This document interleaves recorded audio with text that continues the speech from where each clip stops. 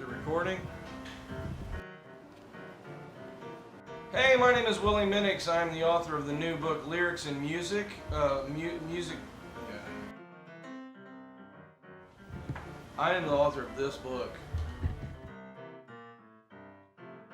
And in this video, I want to talk about 5 tips that will help make your melody a little bit better.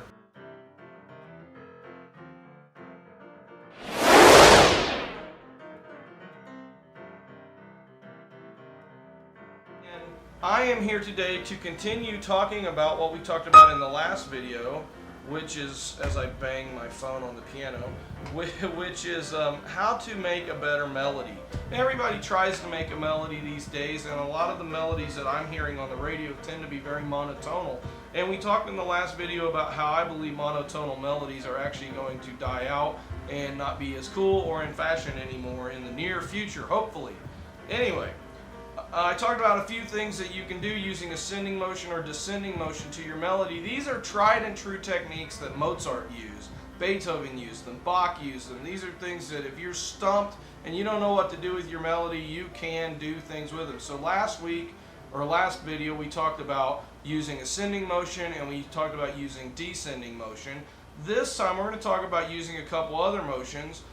So tip number 1 is try using retrograde motion.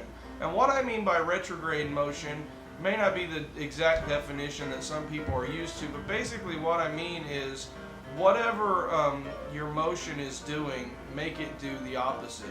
So if you've spent the last 3 bars working your melody up, then bring it down.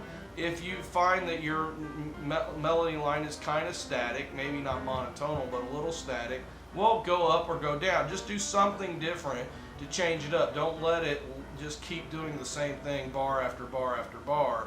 Make it change and do something different. And similar to that is point number 2, is use contrary motion. So if you have found that your motion is going in one direction, you can literally flip it around and do the exact same notes but in the opposite direction, and that would be what I would consider contrary motion. You can also have 2 lines happening at the same time, and this is when you get into counterpoint, and contrary motion becomes more of a technique for harmony, where you have one line maybe going up and the other line going down, and that's a type of contrary motion as well. Point number 3. We kind of introduced this idea of counterpoint, and counterpoint is when you have 2 melodies happening at the same time. And one of the things you can do when you're using counterpoint is you can use oblique motion. Oblique motion is when one line remains steady. So you would have a monotonal line, but the other line is kind of doing something either up or down. Parallel motion is something that's kind of related to oblique motion, but what that is when you have one line that's doing something and the other line kind of tracks what that line is doing, but on a different note. So you get harmonies that move together, but they're actually, if you were to take each one by themselves, they would sound a little bit different. Number 4, melodic doubling. Okay. Melodic doubling is a really cool technique too, and you'll hear this once in a while if you really want to add a punchy part of your song that just really jumps out and grabs somebody. You can try melodic doubling. And what that is when you have like the voice singing a certain line, and then maybe the bass line or the piano or the guitar, they come in and they play the exact same melody along with the voice. Sometimes you'll hear this like in blues music where it sounds almost like everybody drops out, but they're really all playing the same thing, and then they all go back into doing whatever they were doing before they got to that part. It's a really cool technique, it's really powerful, but I would not use it in every song. It's just one of those techniques that you should be aware of that you can kind of throw in there when you need it. And the last one, number 5, chords will help your melody too. So chords dictate,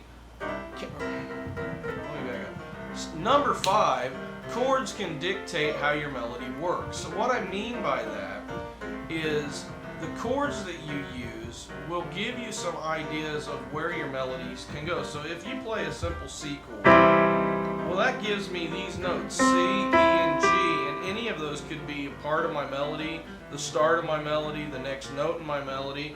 If I wanted to make a simple melody with just those 3 notes, I could go, there you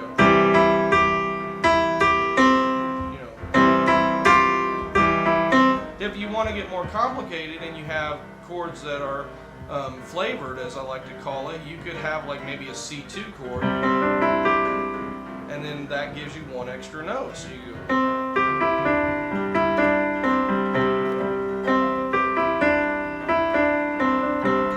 And now I've got a little melody that I just made up using that chord. If it's a 4 chord,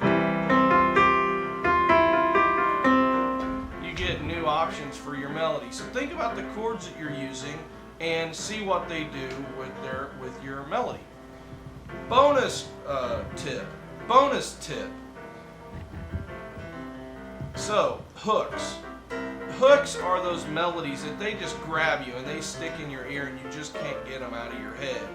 I would suggest using hooks for every part of your song. So each part of the song should just be something that you just get saturated in and you want to hear it over and over and over again. But then you move the person out of that hook and land them into another hook. And then you move them out of that hook and land them into another one. Every single measure, every single bar, every single stanza of your melody, of your song should be interesting to listen to. It shouldn't be, okay, these are the 4 or 8 measures that I'm singing that are throwaway until I get to the hook. They should all be beautiful and they should all be interesting. And for that, I think it does a student really well to go back to some of the classical composers. Take a listen to Mozart. He did not just throw away notes. The guy used everything to his advantage, and he knew how to write really good melodies. Spend the time listening to the best melodies of history, and they will do you wonders when you go to try to write your own melodies. So that's it. Those are 5 tips and a bonus tip for making your melodies a little bit better. I hope this helped you. If it did, go check out my other videos and check out my book, Lyrics and Music. This book has so many things in there that will help you as you try to write your songs. And I also go over and talk about how other songwriters constructed their songs. And I give some overviews of some of what I think are some of the best songs to listen to demonstrate some of the techniques that I've been teaching. So I hope you have a good day. God bless you, and we'll catch you in the next video.